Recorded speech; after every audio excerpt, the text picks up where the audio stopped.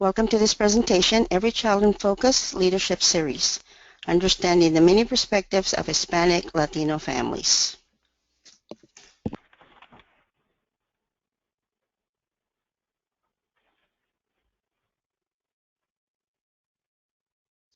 Before we begin, I want to review the functionality of GoToWebinar.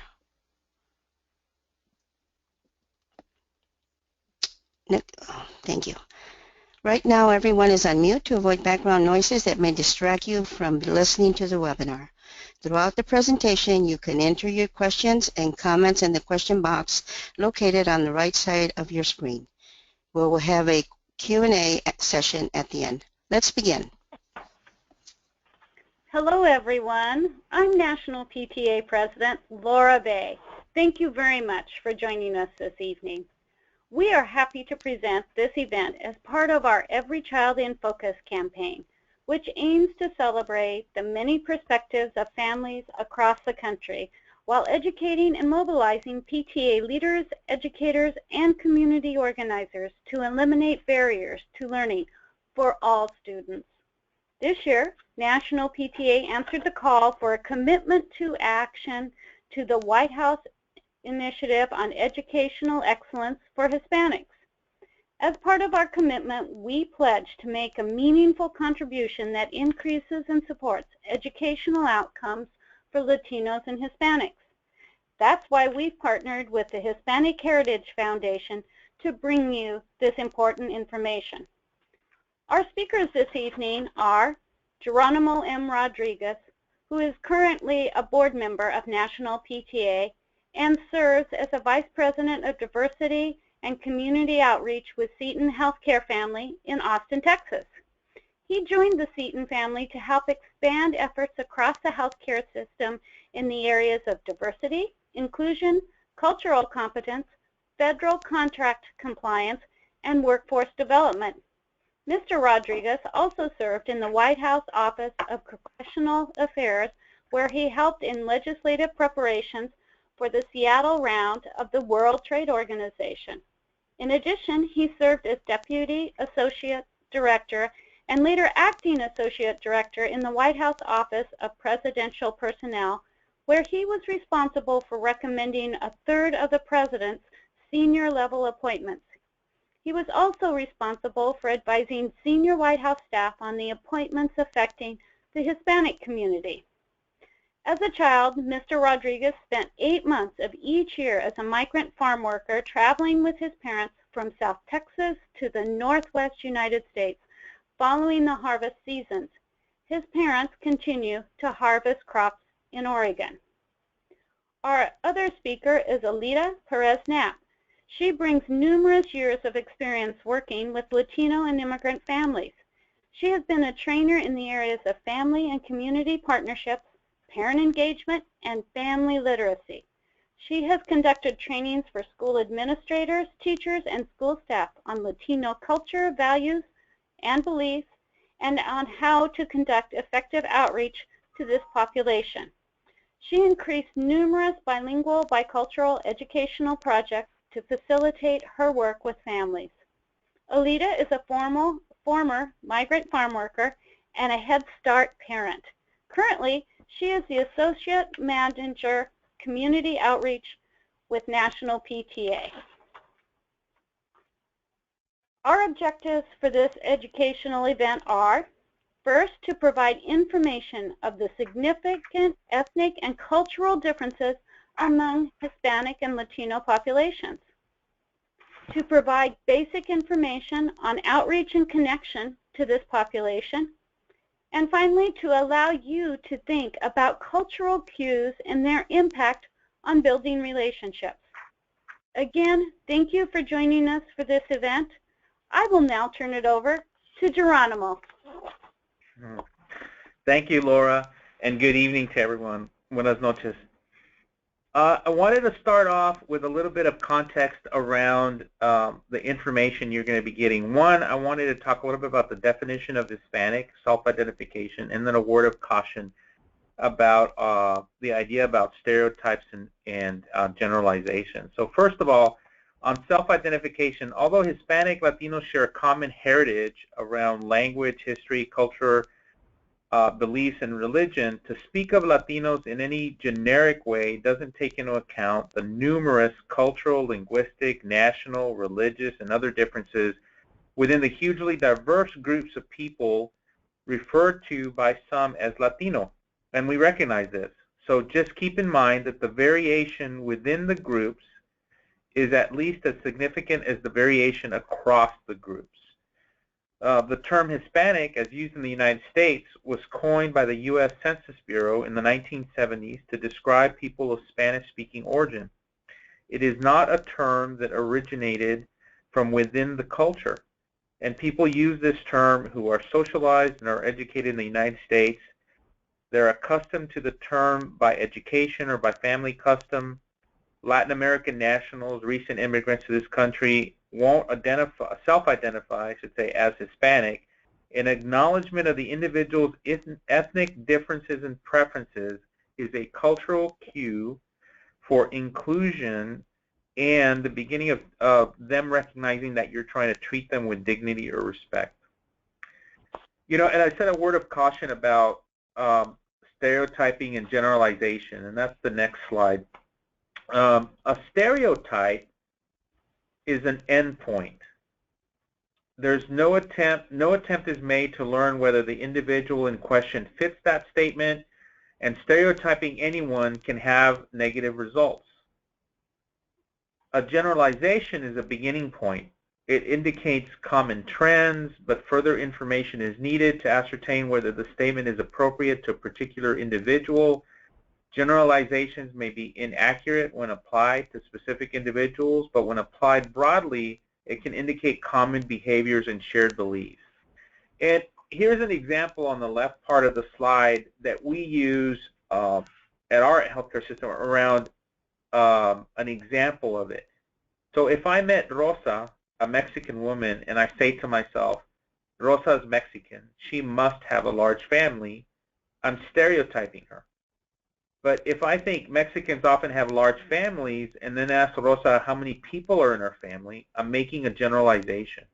I think the takeaway here is that asking questions is a cultural cue that allows them to feel welcome, to feel included, and a part of a conversation or a dialogue. The next slide talks about an overview of who are these families. So Hispanic families, recent immigrants or families who have immigrated or descended from Latin American countries. They have significant ethnic and cultural differences among Hispanic Latino cultures. There are different levels of bilingualism. It's a majority Hispanic Latino population in the U.S. Well, actually, the majority of the Hispanic Latino population in the U.S. is of Mexican descent. For example, my own family, Laura mentioned that I was a migrant farm worker when I was growing up, and I was just saying that this webinar is kind of timely because in 2 weeks I'll be going back for the second year in a row to go harvest potatoes with my parents in Oregon.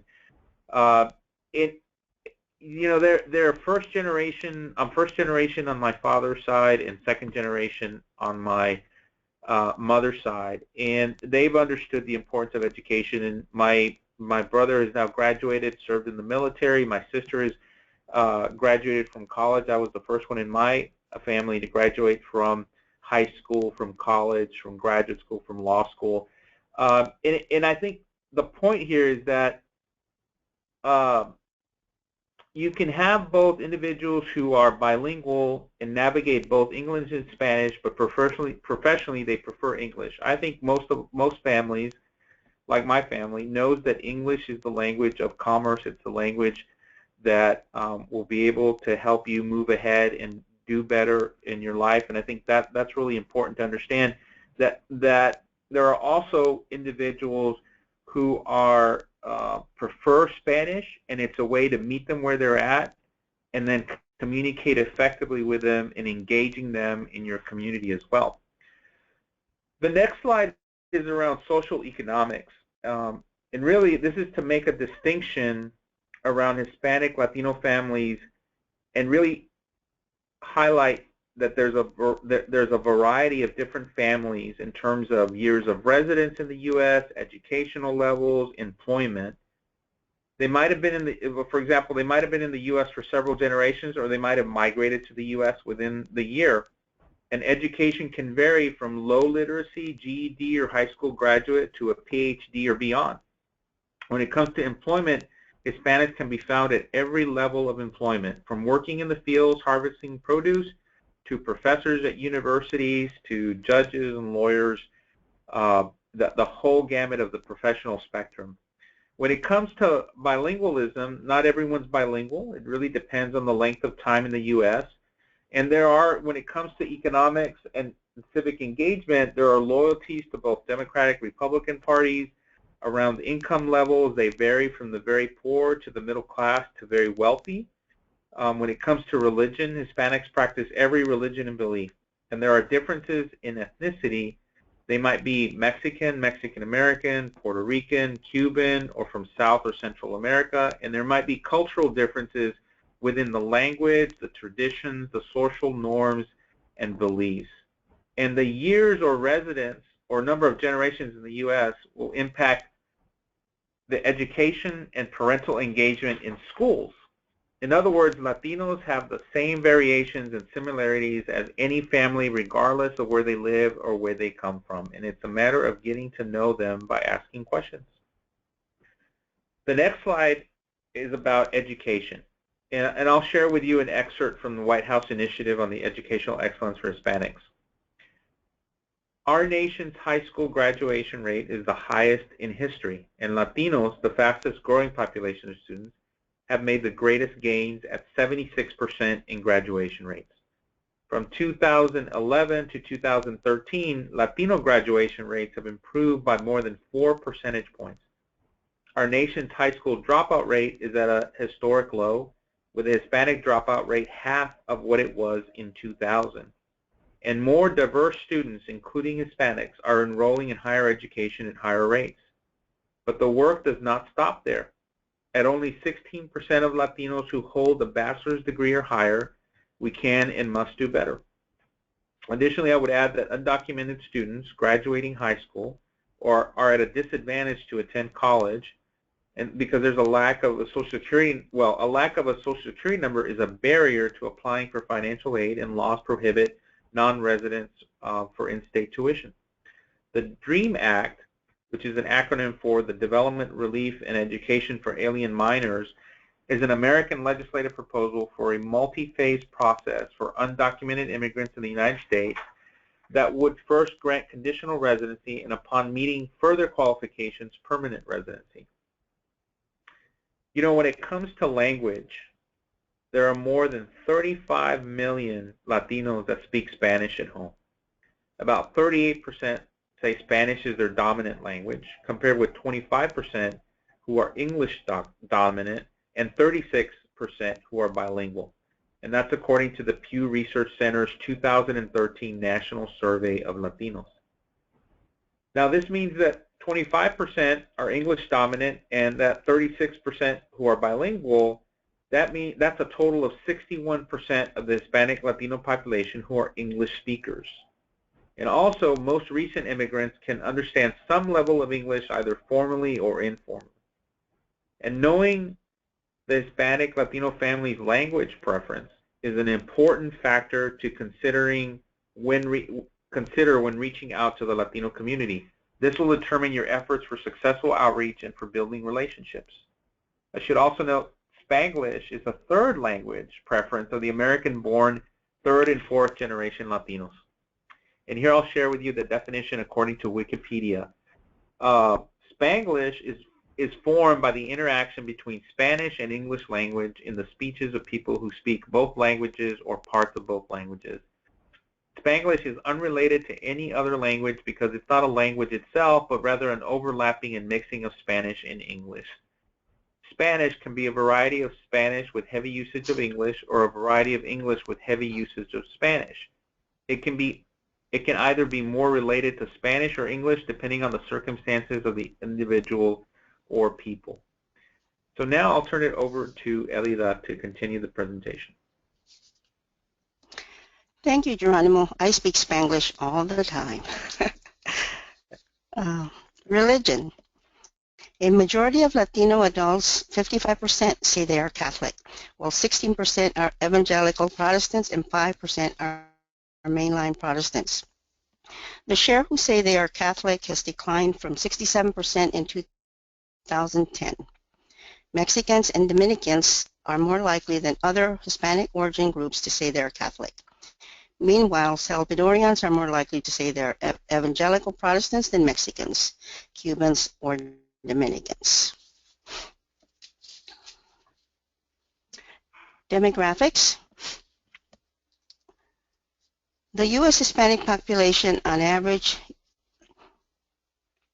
the U.S. Hispanic population is on average younger than any other racial and ethnic groups. They are the youngest and fastest growing segment of the population and are expected to make up nearly 1/3 of all people living in the United States by the year 2050. Latinos are the youngest of the major racial and ethnic groups in the U.S. At 27 years, the median age of Latinos is a full decade lower than that of the U.S. overall, 37 years. Among Latinos, there is a big difference in median age between the U.S.-born, 18 years, and foreign-born, 40 years. The number of young Latinos has rapidly increased. From 1993 to 2013, the number of Latinos younger than 18 in the U.S. more than doubled, compared with an 11% increase among the general U.S. population younger than 18, according to the Census Bureau. In any given year, more than 800,000 young Latinos turn 18. The U.S. Hispanic population now stands at over 54.1 million, making them the nation's largest racial or ethnic group. Today's Hispanics make up 17% of the U.S. population, up from 9.6% in 1970. Hispanic Latino diversity. People of Mexican origin account for 2/3, 34 million, of the nation's Latinos. Those of Puerto Rican origin are the next largest group at 4.9 million, with another 3.5 million on the island of Puerto Rico. There are 5 other Hispanic origin groups with more than 1 million people each: Cubans, Salvadorians, Dominicans, Guatemalans, and Colombians. Hispanic population in the U.S. includes, as I just read, Mexican American Latino, Mexican immigrants, Puerto Rican, Cuban, Costa Rica, and those from Central America and South America.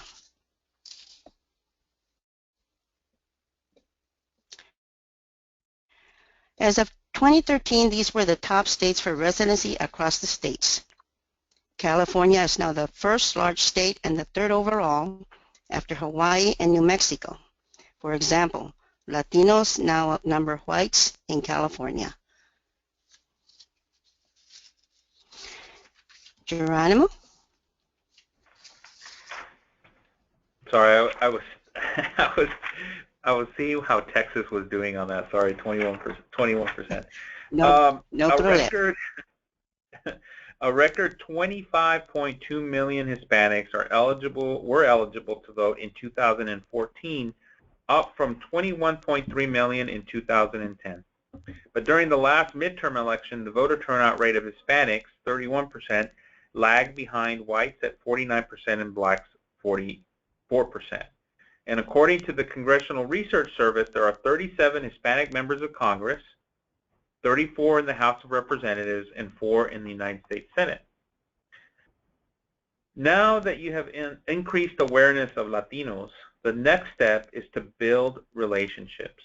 This is the critical first step to successful Latino outreach and connection. And why do you want to have relationships? You know, the way I always think about it is you build relationships to gain influence so that you can accomplish the goals that you've set out for yourself. And I think if the goal here is inclusion, the goal is welcoming them, then you've got to build relationships, getting to know them, which allows you then to get them engaged, involved in our efforts. To begin, Examine your community by reviewing school demographics. This information can be found on school websites or state school board report cards. The website will also have information of language demographics and programs that offer services to English language learner programs such as Title III. This is the section of the Elementary and Secondary Education Act that provides funding and addresses English language acquisition and standards and accountability requirements for limited English proficient students, and ESOL, which is English for Speakers of Other Languages, a program to support instruction for students who are learning English as a new language. Community and social service agencies are a great resource as well. They are the go-to for services such as English classes, immigration information, community resources, and much more. Plan to locate these agencies in your community and make an appointment to meet with staff. Community agency staff who provide services to Hispanic families are bilingual, well connected to the families, and can be a great service in our goal of building relationships. I think to recap this is go and learn who the Hispanic community is in your particular area. Also, I would also suggest that you look at the U.S. Census Bureau, which has information around your statistical metropolitan area. I think one other suggestion here around community and social services agencies, at least that I found in my experience, is to go to your local, if you have one, a local Hispanic Chamber of Commerce and look up their education committee. There's usually a group of community leaders who are supportive and willing to make connections and help be conduits for the Latino community. At the beginning of the webinar, we commented that the Hispanic Latino families in the U.S. vary in terms of socioeconomic status, level of education, years of residence in the U.S., and level of bilingualism. So once you determine the pockets of Hispanic families, or you determine who the Latino families are in your particular area, you can take the next step to determine the family's level of acculturation to the U.S. And your ability to build effective relationships is based on outreach strategies determined by the family's acculturation level. You have to meet people where they're at. In business, we call this providing excellent customer service. It's knowing the people that you're serving. So let's cover a few basics about building relationships and outreach to families at these three levels of acculturation. They are: one, the family is a recent immigrant family with children in the school system, less than 3 years in the U.S. Two, at this level, the immigrant family has children in the school system, and that's been in the U.S. 5+ years. And then we'll look at the second and third and then beyond generations of Latino Hispanic families. So first, families at this level are still fairly new to the community and are not familiar with the educational school system. They're not familiar with American norms, traditions, or beliefs. They're still learning about American culture, expectations, and attempting to learn English. So keep in mind that oral communication is the key connector here. Many recent immigrants have low literacy ability in their native language. They will not respond to written information flyers, even if these are in Spanish. Paperwork will be overwhelming. They're also depending on their immigration status. Families might be hesitant to establish relationships outside of their immediate community.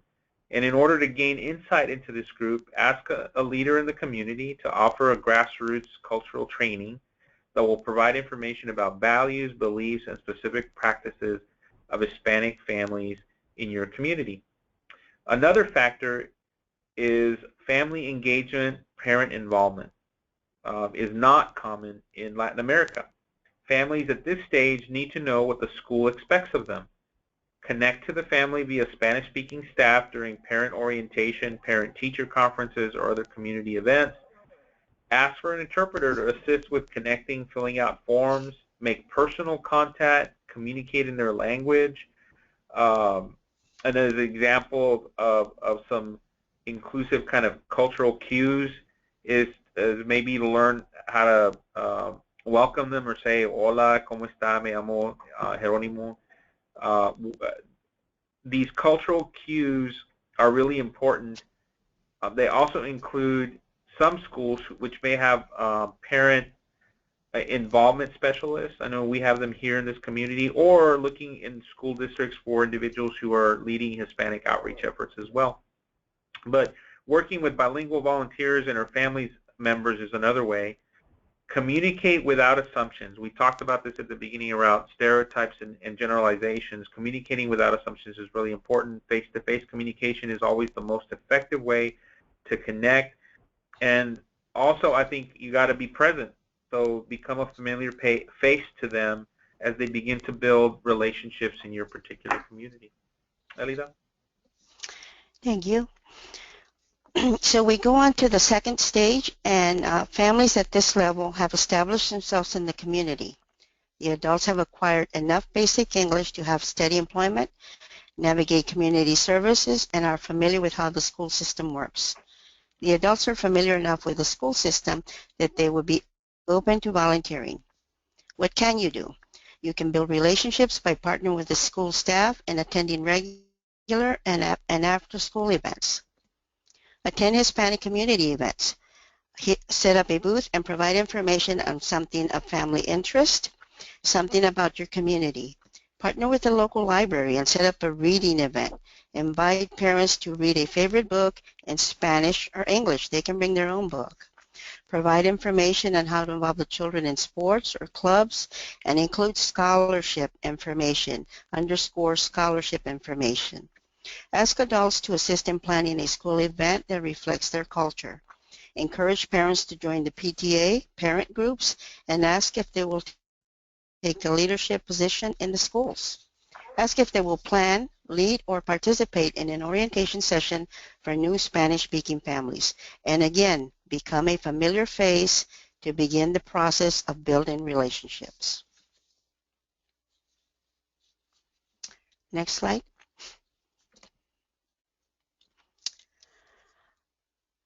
Second and third generation and beyond are American citizens, such as Geronimo and such as myself. Most are knowledgeable of the school system and how it works. They have children or grandchildren attending public schools. Most are bilingual and leaders in their community. Most are ready to take on leadership roles and be mentors to new Spanish-speaking families. This group of Hispanics are professionals, civic leaders, school administrators, and can be found in every level of society and every level of economic status.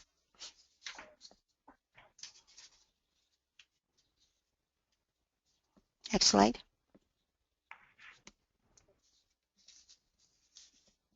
Now that you have additional insights of Hispanics, we'll provide you with resources to assist you with building relationship and outreach efforts.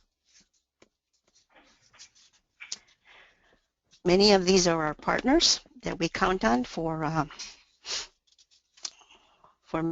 many resources. The Hispanic Heritage Foundation identifies, inspires, promotes, and prepares Latino leaders through national leadership, cultural, educational, and workforce programs. Kids Count is the premier overall source for data on child and family well-being in the United States, and also an excellent source for you to find the information about your local community. LULAC is the largest and oldest Hispanic organization in the United States. LULAC advances the economic condition, educational attainment, political influence, housing, health, and civil rights of Hispanic Americans through community-based programs operating at more than 1,000 LULAC councils nationwide. MALDEF is the nation's leading Latino legal civil rights organization, often described as the law firm of the Latino community. MALDEF promotes social change through advocacy, communications, community education, and litigation in the areas of education, employment, immigrant rights, and political access. NAVE is a nonprofit membership organization that works to ensure that language minority students have equal opportunities to learn English and succeed academically. National Council of La Raza is the largest national Hispanic civil rights and advocacy organization in the United States. It works to improve opportunities for Hispanic Americans. The Pew Research Center provides research on current trends, publications, data on Hispanics. The Latin American Association is an example of a nonprofit in an urban city with a large Hispanic population. They assist Latino immigrants to overcome the challenges they face on their path to self-sufficiency, whether it's learning a new language, navigating the school system, or looking for work. Univision developed a mobile-friendly website to empower Hispanic families to engage in their children's education. Clave al Éxito enables Spanish-speaking parents to better communicate with English-speaking teachers on their child's academic progress.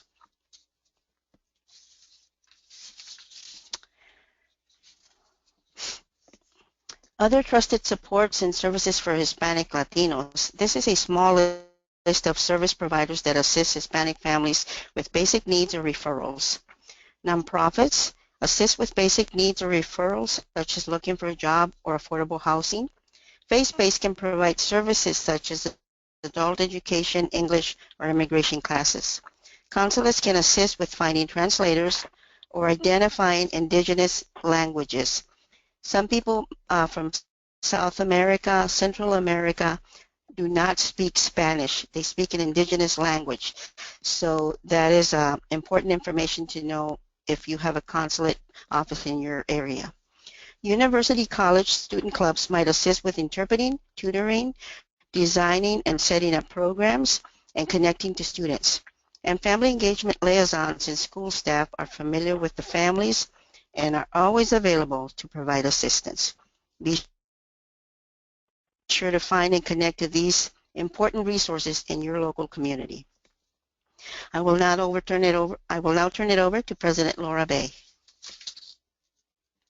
Thank you, Alida. So to conclude, we want to inspire you with the words from Cesar Chavez that speaks to the diversity and inclusion policy of PTA, as well as to the purpose of Every Child in Focus campaign.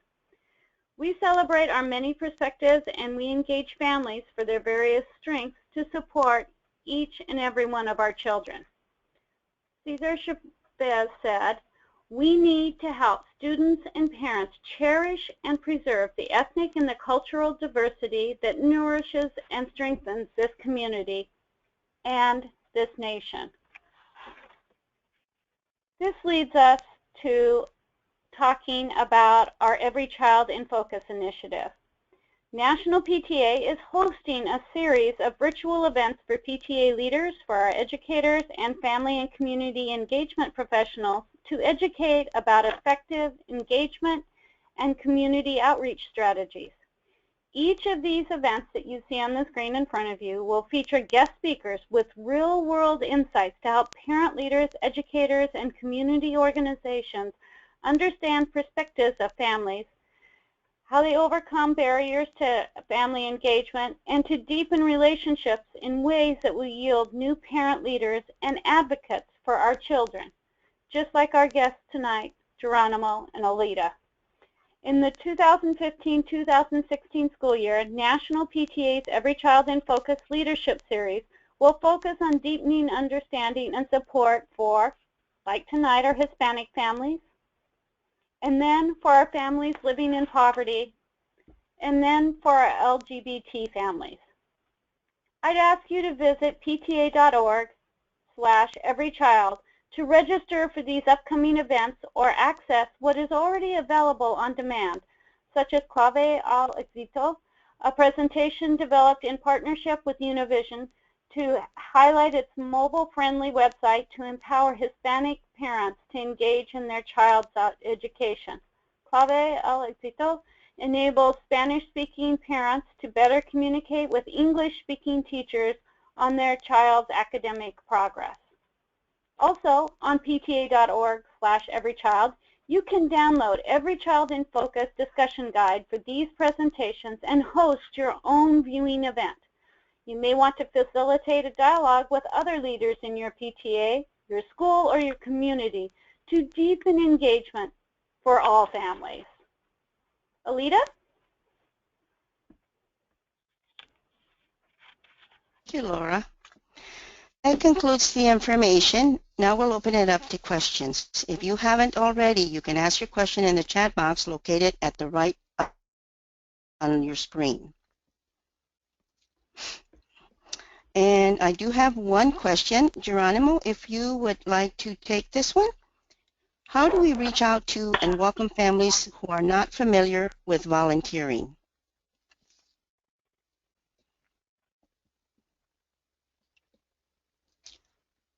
Geronimo? Oh, I had you guys on mute. Sorry about that. Do you want me to repeat the question? Yes. Yes. What? How do you, in other words, people, we're all very normal people. How do we reach out to and welcome families who are not familiar with volunteering? Well, I think, you know, what we've done in terms of engagement, because this is really what this question is about, is really meeting people where they're at, engaging them about what's important to them. And what's important to them is the education of their children. And I think one way is, again, those cultural cues of welcoming families, reaching out to them, and making sure that you're showing the importance of how that volunteering will help their children in the school. I think that's probably one of the most important things, and especially for more immigrant families who are working 2 or 3 jobs. We have seen examples here in our local school district that, you know, these families come to the school and they want to know how to be of help. And one way is to volunteer. Another way is sometimes looking for guidance about what they can do to help their children succeed. So I think that's a really important question. I think one that at the end of the day in your local area, it's really answered by asking the families, what's your concern, what's your challenge, what do you need, and listening to them about what it is that they're dealing with right then and there. And I'd like to add to that keeping in mind that volunteer might be a foreign concept to families new to this country. So providing a very basic information session with one-on-one. We talked a lot about one-on-one and talk about what volunteering is. And then, as Geronimo said, these families might be working extensively, but there's many ways to volunteer. So, but the key point that I'd like to make here is that volunteering might not be a common thing that they're familiar with. Okay, I have another question. How can I help my sister with homework when my parents cannot, and I'm across the country in college? Geronimo, you want to go first and I'll add to that? Sure. Well, I think there's a lot to unpack on that. I think one is encouraging them to do their homework. If you're actually specifically talking about how do you help them with their actual homework, you know, I used to call, even though I used to do it by payphone, I'd call my brothers and sister. I was the oldest in my family, and I would talk to them and encourage them to continue to work hard in school, and I would help them with their homework over the phone.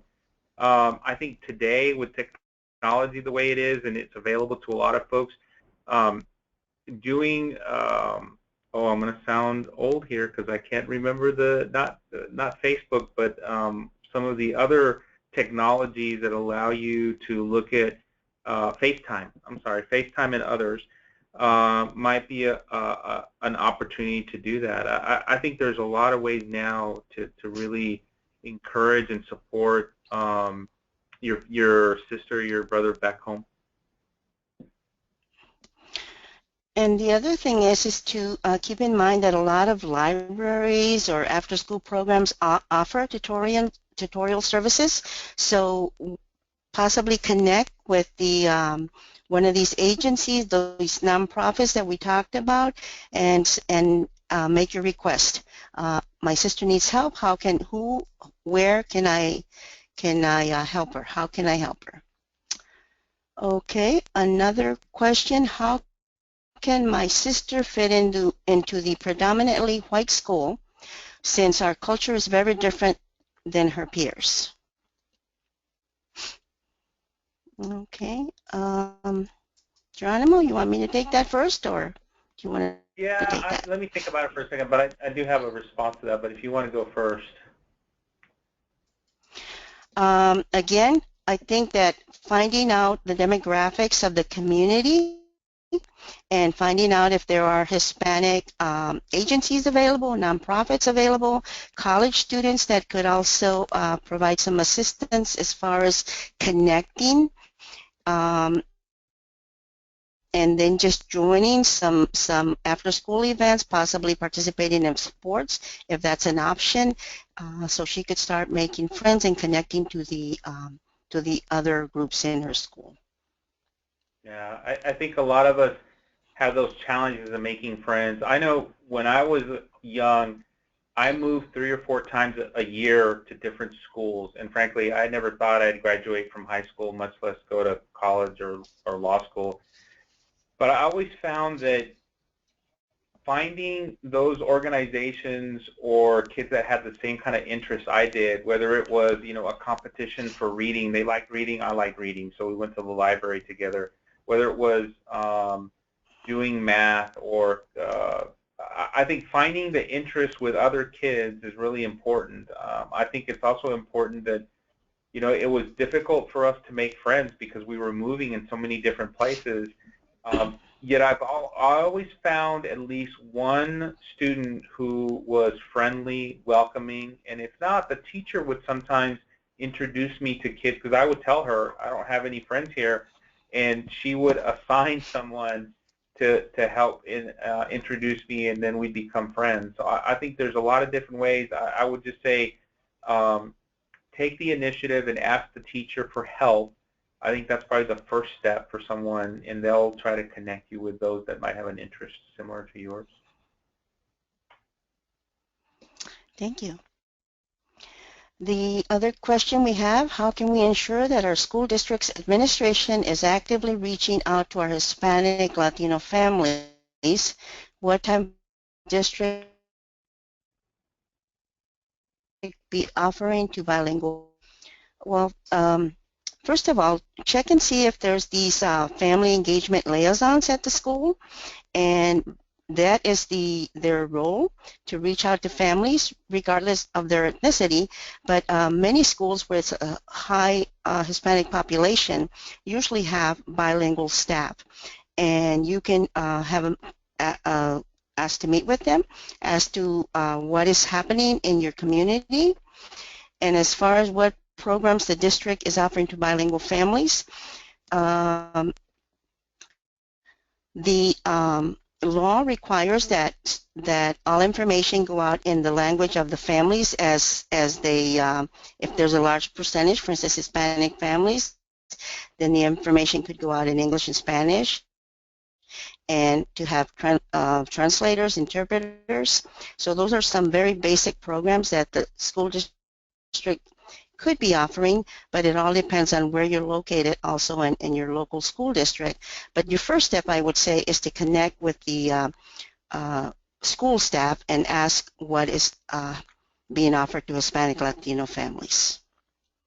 If I could just add a little bit there, I think you've described very aptly the internal pieces of looking at a school district internally as to what they can be helpful with that. I think I'd want to add to that if you're interested in system approaches to inclusion, especially to the Latino community, I would look to the school board about whether or not the school district has a diversity or inclusion policy.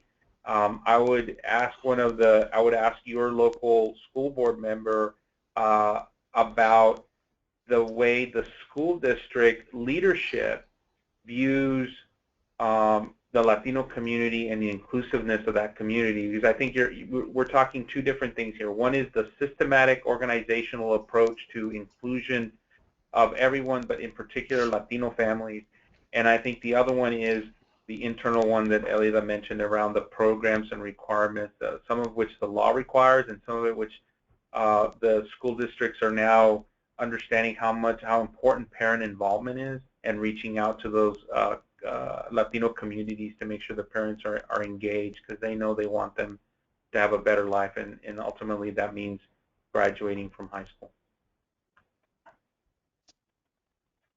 Another question, how do we encourage Hispanic and Latinos to engage in leadership positions on PTA? And I think we covered that as far as the making sure at what level of acculturation the families that you're working with are, and making sure that they are ready for a leadership position and providing information on what exactly that means.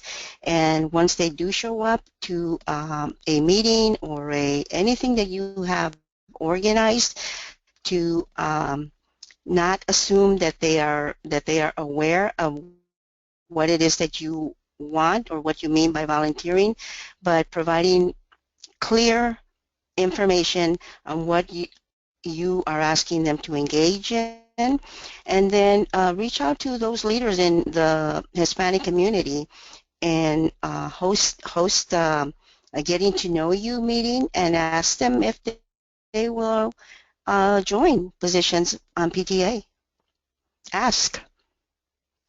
I would add too that, you know, as you step back around this and being very strategic, is who is the Latino community that's living in your particular area, and then two, identifying some of these organizations. I think in a lot of places, for example, where I'm at in Austin, we have the Hispanic Bar Association, we have the Hispanic Real Estate Association, the Hispanic Accountants Association, the Hispanic Chamber of Commerce, and there are education committees within there and that are supportive. You also have employee resource groups, in particular if you have large corporations in your particular area that want to reach out, that want to help in the Latino community.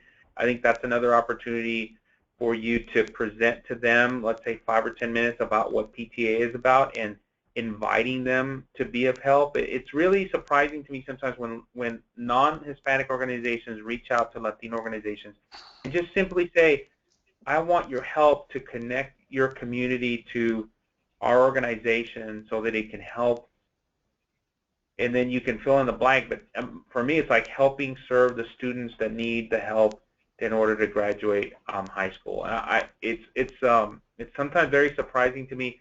You end up getting some incredible champions that will, I hope that you are pleasantly surprised, because I think in the Latino community, we need to be more assertive ourselves, and sometimes we expect for folks to come and ask us if they need anything, because we want to help. It's just a matter of asking, and I think that's really a key. I hope a key takeaway is simply ask those Hispanic leaders for help and tell them what you need, and presenting about the PTA and how to, getting more people involved. And I am confident that there are a lot of leaders at the local level, nationally, that want to be of help, and you just have to reach out and ask them. And that fits nicely with the last question that we have on here. I think you're answering this next question also. It is, I work in an elementary school with over 600 students, 8% of whom are Hispanic, and only one staff member speaks Spanish. Any suggestions as to how to develop relationships with parents with such a language barrier and lack of translation assistance? Geronimo, I think you responded to that. Do you want to add any to that? Yeah, I absolutely want to add to that, because this is really thinking about this strategically. So one is directly answering you about how to reach out to these parents. I think one is what organizations are in the community that are serving these parents. That's one way to get to be a liaison, or using them as a liaison or as a conduit to getting to the parents. I also frankly think that sometimes we've got to turn the mirrors on ourselves, and that sometimes we can have these unconscious bias about the community, and well, they're not really interested, or they never show up. And I think sometimes it takes us raising the issues internally with the leadership of that particular school and saying, look, here's this community and they need help, so how do we reach out to them? We don't have it here, but I'm happy to give Ellie there's a great public service announcement around providing interpreters, and this organization here called the Texas Association of Healthcare Interpreters uses it where it's an English-speaking mom with a baby who walks into an emergency room with a baby, and everyone speaks a different language, not just Spanish, but German, all these other languages. And at the end of it, it talks about how 8% of U.S. citizens speak a language other than English, and it may mean the difference between life and death. And I think in the education realm, it's the difference between a child graduating and being inclusive or them not and being excluded. It's a very powerful emotional sense of putting yourself as an English-speaking person, putting yourself in the shoes of someone who doesn't speak the language. And frankly, across the country, it doesn't have to be Spanish. There's sign language. There's all kinds of other languages. And it's a very powerful 1 minute, 40 seconds of what it feels like to be an individual, a parent who wants to advocate for their child and not being able to communicate, and how frustrating it is sometimes. And I think that gives us a sense of sensitivity, awareness. It removes that unconscious bias to be conscious to say, you know what, I'm going to reach out where maybe I wouldn't have done it, or maybe I had some assumptions about this person, or I had some stereotypes that I didn't realize. I think it's important for us because I think for me, I know it's a life learning experience, and I know that I've got biases and stereotypes and have to challenge that myself, because I think that's something that we all can become more self-aware about. Thank you, Geronimo. Very well stated. Well, that concludes our questions. And as we mentioned, National PTA is proud to partner with the Hispanic Heritage Foundation to present this event as part of our commitment to action to the White House Initiative on Educational Access for Hispanics. National PTA answered the call for action to make a meaningful contribution that increases and supports educational outcomes for Latino Hispanics by educating about family engagement. That concludes my event. Thank you to our guest speakers and to you for your participation. Buenas noches. Buen día. Thank you. Buenas noches.